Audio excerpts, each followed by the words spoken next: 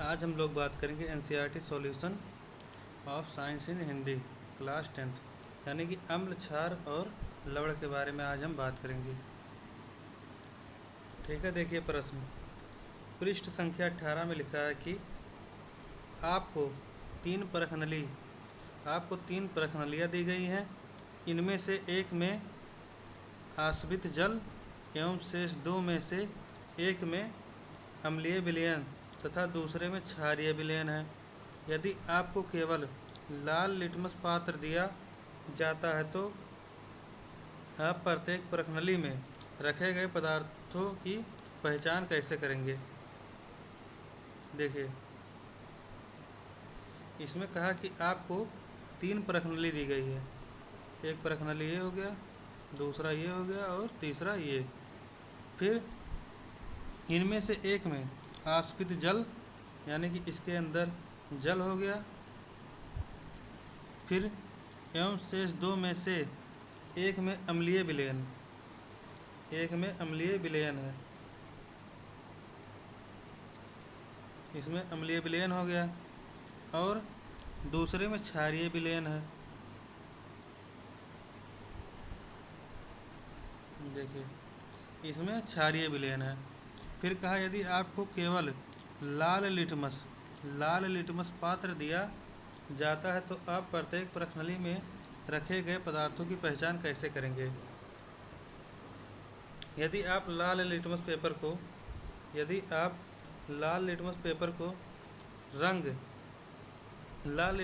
का रंग नहीं बदलता है तो यह अम्ल है।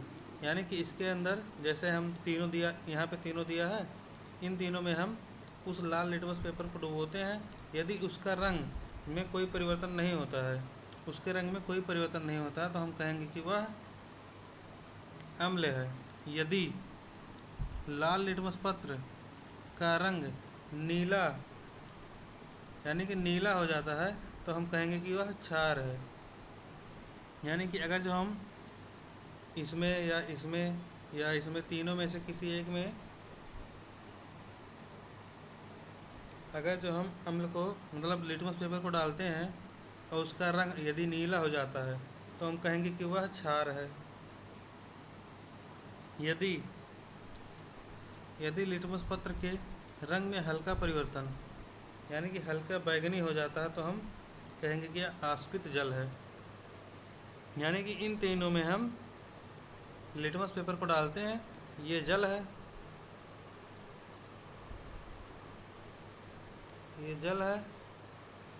और ये है आश्रित,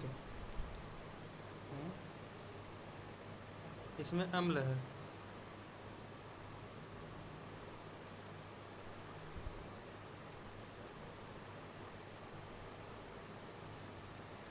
इसमें अम्ल है और इसमें क्षार है। यदि हम लाल लिटमस पेपर को जल में डालते हैं और अम्ल में डालते हैं और क्षार में डालते हैं, तब देखते हैं कि यदि हम लिटमस पेपर का रंग नहीं बदलता है, यानी कि लिटमस पेपर का रंग नहीं बदला, तो हम यह पता कर सकते हैं कि हाँ, ये अम्ल है। इन तीनों में हम डाल के देखेंगे कौन अम्ल है, कौन जल है, कौन क्षार है। यदि लिटमस पेपर का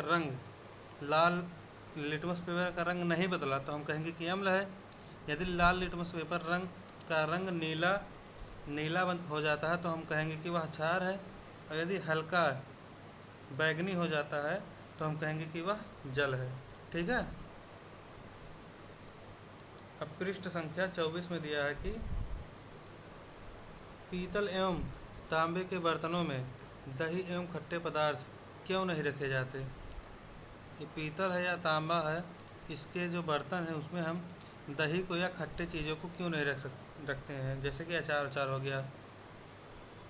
तो उत्तर है कि दही एवं खट्टे पदार्थों में अम्ल पाया जाता है, यानी कि उसमें एसिड होता है। इस प्रकार जब इन पदार्थों को पीतल एवं तांबे के बर्तनों में रखा जाता है तो धातु अम्ल से अभिक्रिया कर हाइड्रोजन गैस और हानिकारक उत्पाद मुक्त करते हैं, जिससे भोजन खराब हो जाता है। यानी कि जब हम तांबे या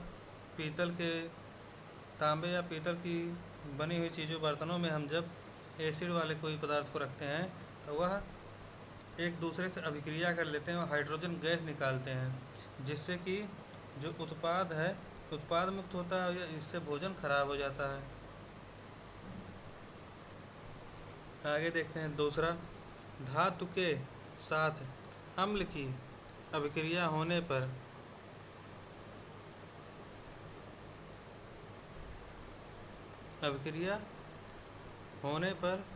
सामान्यतः कौन सी गैस निकलती है? एक उदाहरण के द्वारा समझाइए। इस गैस की उपस्थिति की जांच आप कैसे करेंगे?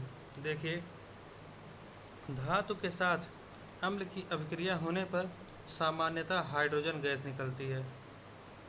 कोई भी धातु हो, उसका अगर जो हम अम्ल से अभिक्रिया कराएंगे तो उसमें से हाइड्रोजन गैस निकलेगी। यहाँ पे देखिए, एक परखंडली में लगभग 5 ml तनु सल्फ्यूरिक अम्ल लीजिए एवं इसमें दानेदार जिंक के टुकड़े डालिए। उत्सर्जित गैस को साबुन के विलयन से प्रवाहित कीजिए। यानी कि जो इसमें से गैस निकल रही है उसे साबुन के विलयन से प्रवाहित कीजिए। साबुन के विलयन में बुलबुले बनते हैं। जो साबुन का विलयन बनता है यानी घोल बनता है, उसमें बुलबुले निकलते हैं। इन बुलबुलों में हाइड्रोजन गैस व्याप्त है, यानी कि उसमें मिली है।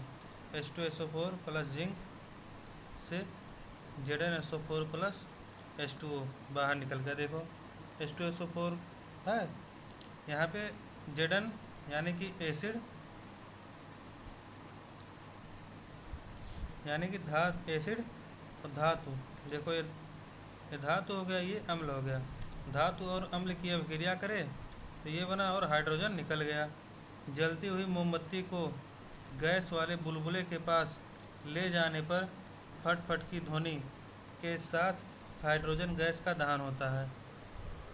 यानी कि कोई जलती हुई मोमबत्ती है, उसको जब देखोगे तो उसमें गैस जो होते हैं बुलबुले के पास ले जाते हैं उसे, तब वह फट फट की ध्वनि करते हैं और इसी के साथ साथ हाइड्रोजन गैस का भी दहन होता रहता है।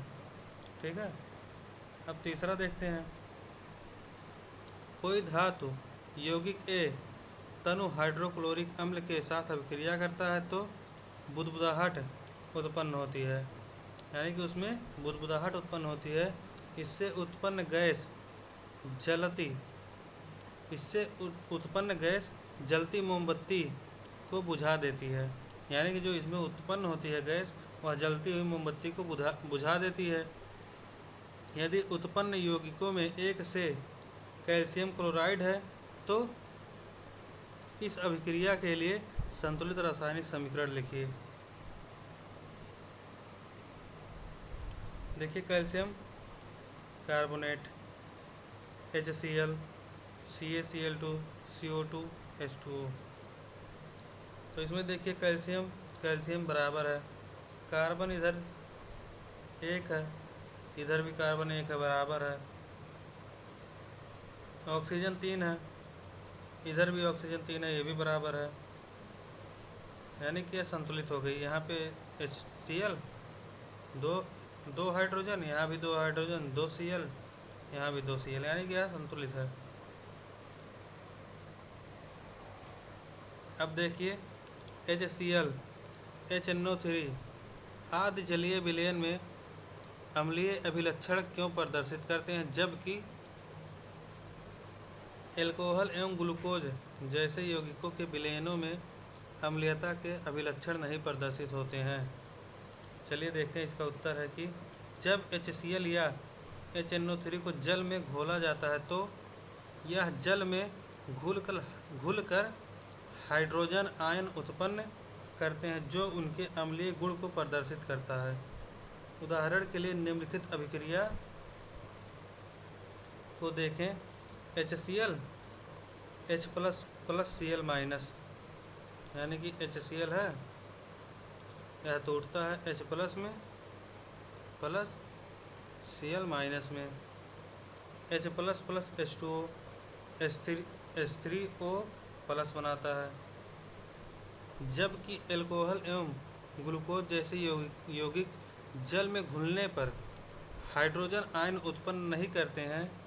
इस प्रकार यह अम्लीय गुण को प्रदर्शित नहीं करते हैं। यानी कि जो अल्कोहल हो गया या ग्लूकोज हो गया, यह जब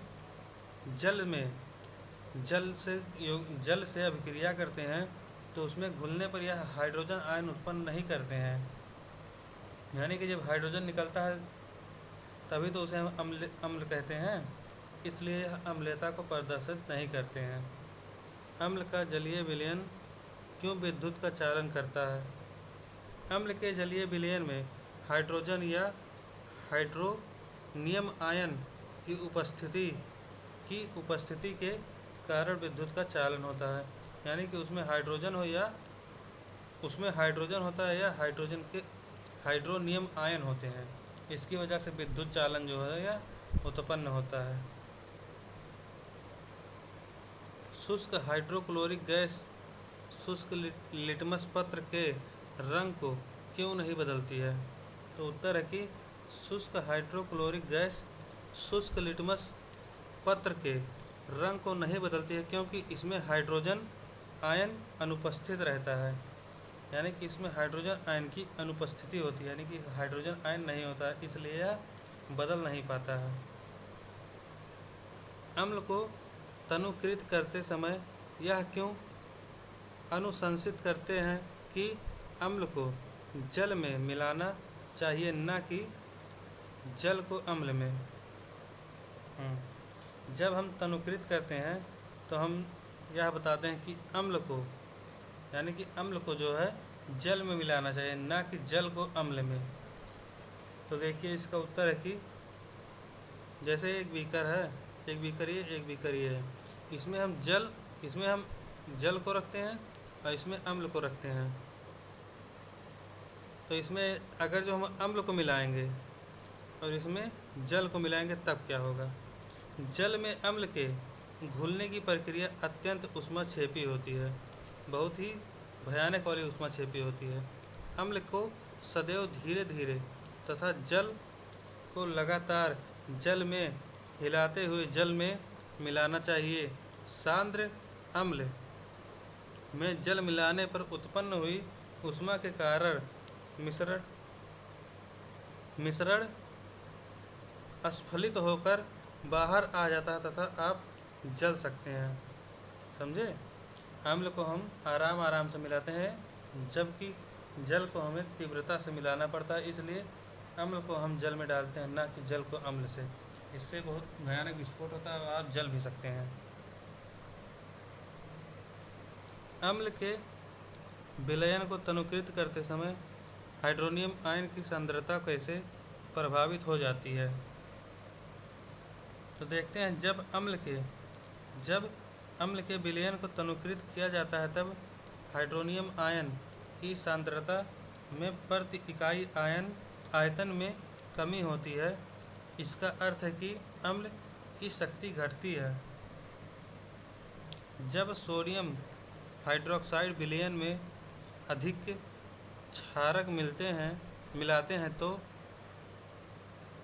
हाइड्रोक्साइड आयन यानी OH- की सांद्रता कैसे प्रभावित होती है? तो उत्तर है कि सोडियम हाइड्रोक्साइड विलयन में अधिक क्षारक मिलाते हैं तो हाइड्रोक्साइड आयन की सांद्रता बढ़ जाती है, यानी OH- की सांद्रता जो है वह बढ़ जाती है। आपके पास दो विलयन A एवं B, विलयन A के pH का मान 6 और विलयन B के pH का मान 8 है। किस विलयन में हाइड्रोजन आयन की सांद्रता अधिक है? इनमें से कौन अम्लीय है तथा कौन क्षारीय है? तो हम पढ़ चुके हैं 6, 7, 8, 9, 10, 5, 4, 3, 2, 1,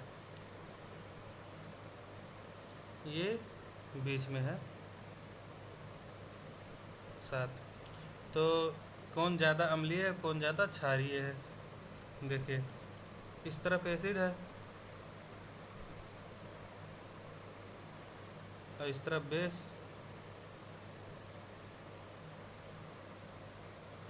सात के कम का पीएच मान अम्लीय विलयन को दर्शाता है।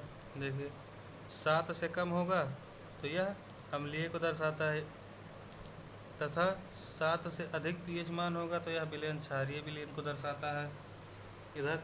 इधर यानी बेस विलयन ए के पीएच का मान 6 है, इसलिए यह अम्लीय है, और इसमें विलयन बी की अपेक्षा हाइड्रोजन आयन की सांद्रता अधिक होगी। विलयन बी का पीएच मान 8 है, इसलिए यह क्षारीय है, और इसमें OH की मात्रा ज़्यादा होगी। H+ एक्वस आयन की सांद्रता का विलयन की प्रकृति पर क्या प्रभाव पड़ता है? जब H+ आयन एक्वस आयन की सांद्रता 10⁻⁻7 से ज़्यादा होती है,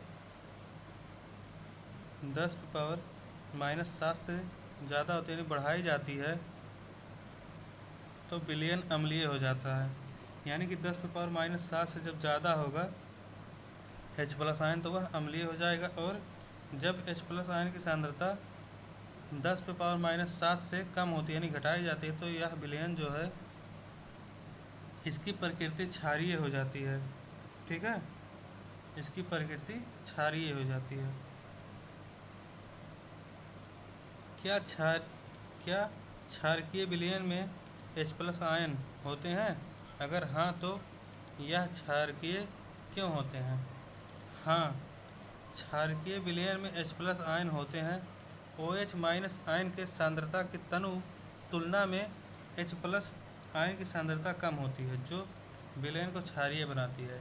यानी कि H+ आयन तो उसमें होता है, लेकिन H+ आयन की ज़्यादा H+ आयन जो है कम होता है अगर जो हम कंपेयर करें OH- से, क्योंकि क्षारीय में OH- ज़्यादा होता है। कोई किसान खेत की मृदा की किस परिस्थिति में बिना बुझा हुआ चूना यानी कैल्शियम ऑक्साइड, बुझा हुआ चूना कैल्शियम हाइड्रोक्साइड या चाक कैल्शियम कार्बोनेट का उपयोग करेगा? यदि मृदा अम्लीय है और खेती के लिए अनुपयुक्त है तो किसान मृदा की क्षारकता बढ़ाने के लिए बिना बुझा हुआ चूना यानी कैल्शियम ऑक्साइड, बुझा हुआ चूना यानी कैल्शियम हाइड्रोक्साइड या चाक का उपयोग करेंगे। ठीक है। CaOCl2 यौगिक का प्रचलित नाम क्या है? इसका नाम है ब्लीचिंग पाउडर। उस पदार्थ का नाम बताइए जो क्लोरीन से क्रिया करके विरंजक चूर्ण बनाता है। कैल्शियम हाइड्रोक्साइड जो है यह क्लोरीन से क्रिया करके विरंजक चूर्ण बनाता है। कठोर जल को मृदु करने के लिए किस सोडियम यौगिक का उपयोग किया जाता है? Washing soda. यानी कि कोई भी कठोर जल हो, इसको मृदु करने के लिए हम वॉशिंग सोडा का उपयोग करते हैं। सोडियम हाइड्रोकार्बोनेट के विलयन को गर्म करने पर क्या होगा? इस अभिक्रिया के लिए समीकरण लिखिए। चलिए देखते हैं। सोडियम हाइड्रोकार्बोनेट के विलयन को गर्म करने पर सोडियम कार्बोनेट एवं और जल के निर्माण के साथ कार्बन डाइऑक्साइड गैस भी उत्पन्न होती है। जैसे देखें यहाँ पे NaHCO3 ऊष्मा यानी कि हीट दिए Na2CO3 में चेंज हो गया, H2O में और कार्बन डाइऑक्साइड में। देखिए प्लास्टर ऑफ पेरिस की जल के साथ अभिक्रिया के लिए समीकरण लिखिए। तो प्लास्टर ऑफ पेरिस यानी calcium CaSO4 dot half H2O plus 1/2 H2O से कैल्शियम CaSO4 डॉट 2 H2O बना है। पृष्ठ संख्या 37 में कि कोई विलयन लाल लिटमस को नीला कर देता है तो इसका pH संभव है। देखिए अभी हमने पढ़ा था कि यदि अगर जो हम पानी में डालते हैं तो उसका हल्का बैंगनी हो जाता है, और अगर जो एसिड में डालते हैं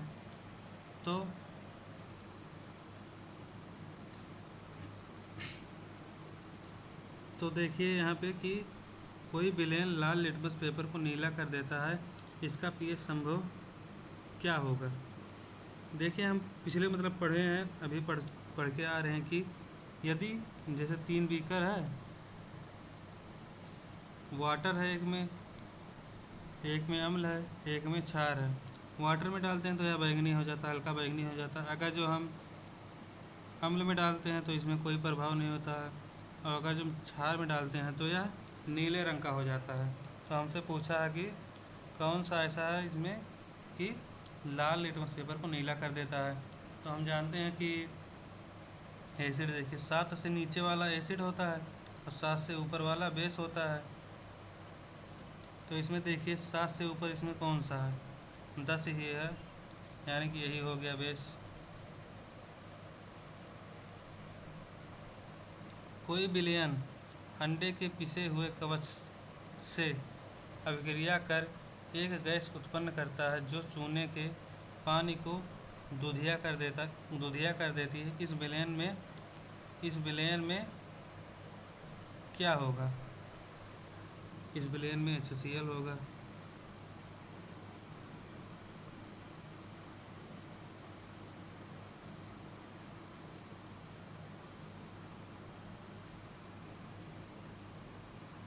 NaOH का 10 ml विलयन HCl के 8 ml विलयन से पूर्णतः उदासीन हो जाता है। यदि हम NaOH के उसी विलयन का 20 ml ले तो इसे उदासीन करने के लिए HCl के उसी विलयन की कितनी मात्रा की आवश्यकता होगी। देखिए इसमें कहा कि NaOH 10 ml विलयन है, HCl का 8 ml है, विलयन से पूर्णता यानी कि पूरी तरह से उदासीन हो जाता है। यदि हम NaOH का यही जो 10 ml था, इसे हम अगर जो 20 ml ले लें तो इसका HCl कितना होगा। जब 10 ml था तो 8 ml HCl था, अगर जो 20 हो जाए तब कितना HCl होगा। देखिए जब 10 ml था तो 8 ml HCl था, है ना, 8 ml HCl था। जब NaOH 10 ml था तब उसमें HCl 8 ml था। यदि NaOH 20 ml हो जाए तब क्या होगा। तो यहाँ से 8/10 गुणे 20, 8 दूनी 16, यानी कि उत्तर है 16। देखिए यहाँ पे है कि ये और ये देखिए और इसे देखिए, 10 से 8 जा रहा है ना। तो यहाँ पे हम देखते हैं कि ये 8 तो ऊपर ही रहेगा और जो यहाँ है उसे हम नीचे लिख देंगे और जो जितना हमें चाहिए उससे गुणा कर देंगे, ठीक है। तो यहाँ 0 से 0, 8 दूनी 16, या इस तरह से हो जाएगा।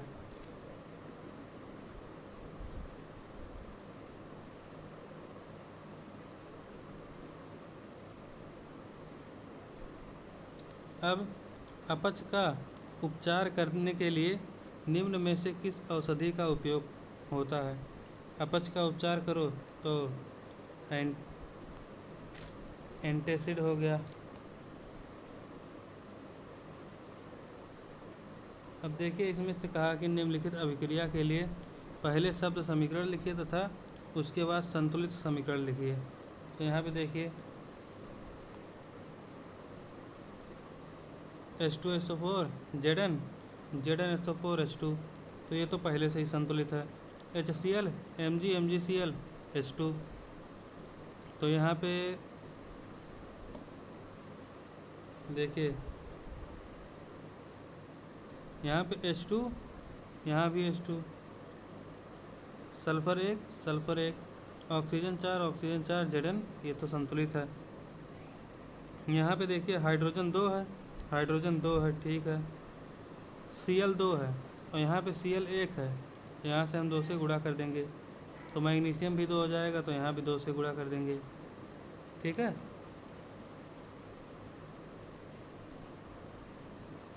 अब यहाँ पे 3H2SO4 2Al Al2SO4 3H2O यहाँ पे बराबर है।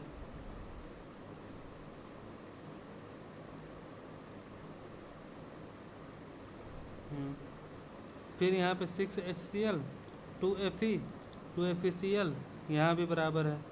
ये भी समीकरण बराबर है, ये भी समीकरण बराबर है। अब देखते हैं कि एल्कोहल एवं ग्लूकोज जैसे यौगिकों में भी हाइड्रोजन होते हैं, लेकिन इनका वर्गीकरण अम्ल की तरह नहीं होता है। एक क्रियाकलाप द्वारा इसे साबित कीजिए। चलिए देखते हैं।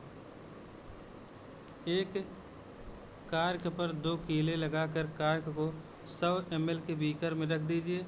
कीलो को 6 वोल्ट की एक बैटरी के दोनों टर्मिनलों के साथ एक बल्ब तथा स्विच के माध्यम से जोड़ दिया जाता है। अब बीकर में थोड़ा तनु यानी HCl डालकर विद्युत प्रवाहित किया जाता है। इन परिस्थितियों को ग्लूकोज एवं एल्कोहल के विलयनों के साथ अलग अलग दोहराया जाता है। अब देखिए अवलोकन, इसका अवलोकन देखते हैं कैसे हुआ। यह देखा जाता है कि HCl के विलयन में बल्ब जलता है, जबकि ग्लूकोज एवं एल्कोहल का विलयन विद्युत का चालन नहीं करता है और बल्ब नहीं जलता है। यानी कि इसमें बल्ब जलता है, इसमें बल्ब नहीं जलता है। ग्लूकोज वाले में बल्ब नहीं जलता है और तनुकृत अम्ल में बल्ब जलता है। परिणाम HCl H+ तथा Cl- आयनों में विभक्त हो जाता है। यानी कि जो HCl है यह H++ Cl- में टूट जाता है। विलयन में विद्युत धारा का प्रवाह आयनों द्वारा होता है। जल में अम्ल का विलयन विद्युत का चालन करता है, परिणाम स्वरूप बल्ब जलता है। इसके विपरीत ग्लूकोज तथा एल्कोहल के विलयन आयन में विभक्त नहीं होते हैं और इस प्रकार इनमें विद्युत का संचालन नहीं होता है। इसका निष्कर्ष है कि इस क्रियाकलाप से यह निष्कर्ष निकलता है कि सभी अम्ल में हाइड्रोजन होता है, लेकिन सभी हाइड्रोजन यौगिकों में अम्ल नहीं पाया जाता। यानी कि जितने भी एसिड हैं उनमें तो हाइड्रोजन होता है, लेकिन सभी हाइड्रोजन जितने होते हैं यह अम्ल नहीं पाए जाते हैं। यही कारण है कि ग्लूकोज तथा एल्कोहल में हाइड्रोजन होते हैं, लेकिन उन्हें अम्ल के रूप में वर्गीकृत नहीं किया जाता है। समझ गए। आश्रित जल विद्युत का चालक क्यों नहीं होता, जबकि वर्षा जल होता है। जो हम देखते हैं कि जो आश्रित जल विद्युत का चालक नहीं होता, क्योंकि इसमें आयन उपस्थित नहीं होते हैं। जबकि वर्षा जल जो है विद्युत का चालक होता है, क्योंकि इसमें आयनों में विघटित लवण मौजूद होते हैं।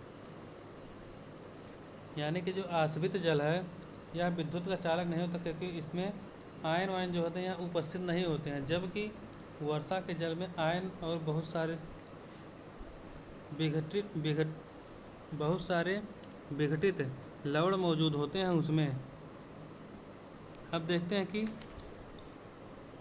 जल की अनुपस्थिति में अम्ल का व्यवहार अम्लीय क्यों नहीं होता है।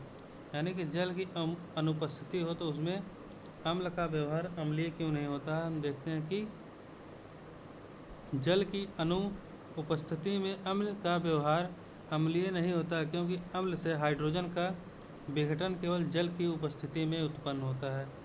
जब जल होगा तभी उसका विघटन होगा, उससे पहले नहीं होगा। इसीलिए अम्ल जो है यह जल की उपस्थिति में अम्ल का व्यवहार अम्लीय नहीं होता है।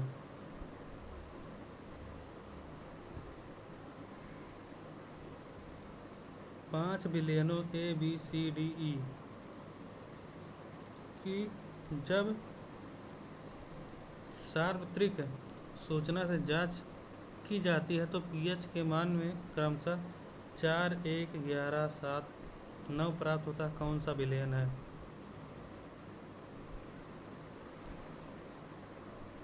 देखते हैं। उदासीन है, परबल है, परबल क्षारीय है, परबल अम्लीय है, दुर्बल अम्लीय है, दुर्बल क्षारीय है। तो पीएच के मानों को हाइड्रोजन आयन की सांद्रता में आरोही क्रम में व्यवस्थित कीजिए। तो उत्तर है कि ए वाला जो है उदासीन, ए वाला उदासीन है, विलयन डी के साथ पीएच 7। परबल क्षारीय विलयन सी जिसका पीएच 11 है। परबल अम्ल विलयन बी जिसका पीएच 1 है। दुर्बल अम्ल विलयन ए जिसका पीएच 4 है।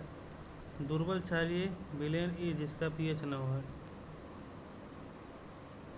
पीएच के मानों को हाइड्रोजन आयन की सांद्रता के आरोही क्रम में व्यवस्थित करने पर 11, 9, 7, 4, 1 है। एक परखनली ए एवं बी में समान लंबाई की मैग्नीशियम की पट्टी लीजिए। परखनली ए में हाइड्रोक्लोरिक अम्ल तथा परखनली बी में एसिटिक अम्ल डालिए। किस परखनली में अधिक तेजी से बुदबुदाहट होगी तथा क्यों होगी? परखनली ए में अधिक तेजी से बुदबुदाहट होगी जिसमें हाइड्रोक्लोरिक अम्ल यानी HCl। ऐसा इसलिए होता है क्योंकि HCl अम्ल CH3COOH अम्ल की तुलना में अधिक प्रबल है। इस प्रकार तीव्र गति से हाइड्रोजन गैस उत्पन्न होती है जिस कारण बुदबुदाहट उत्पन्न होता है। ठीक है। अब देखिए, ताज़े दूध के पीएच का मान 6 होता है। दही बन जाने पर इसके पीएच के मान में परिवर्तन होगा। अपना उत्तर समझाइए। दूध का पीएच मान 6 होता है। जैसे यह दही में परिवर्तित होता है पीएच मान घट जाता है। इसमें मौजूद अम्ल पीएच के मान को कम कर देता है।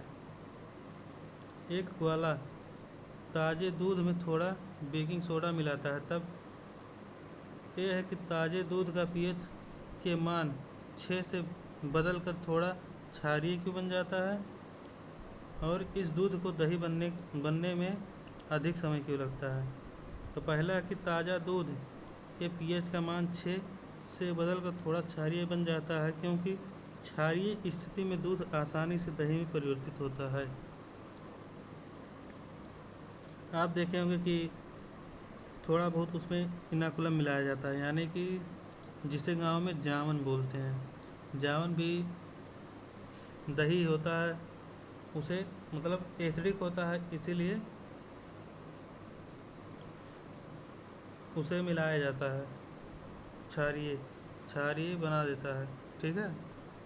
चूँकि यह दूध सामान्य दूध की तुलना में थोड़ा अधिक क्षारीय होता है, दही बनने में सहायक अम्ल क्षारक द्वारा उदासीन होता है, इसलिए इस दूध को दही बनने के लिए अधिक समय लगता है। अब देखते हैं प्लास्टर ऑफ पेरिस को आर्द्र रोधी बर्तन में क्यों रखा जाता है, इसकी व्याख्या कीजिए।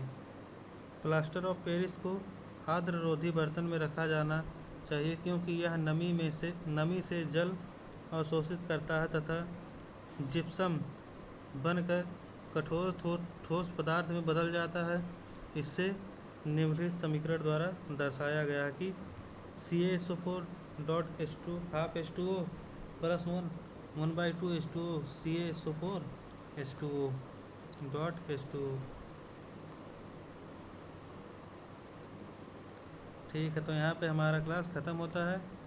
आज की क्लास हम यहीं तक रखते हैं। थैंक यू, धन्यवाद। आप चैनल को सब्सक्राइब और लाइक ज़रूर कर दीजिएगा। ठीक है, तो अब यहीं तक रखते हैं हम।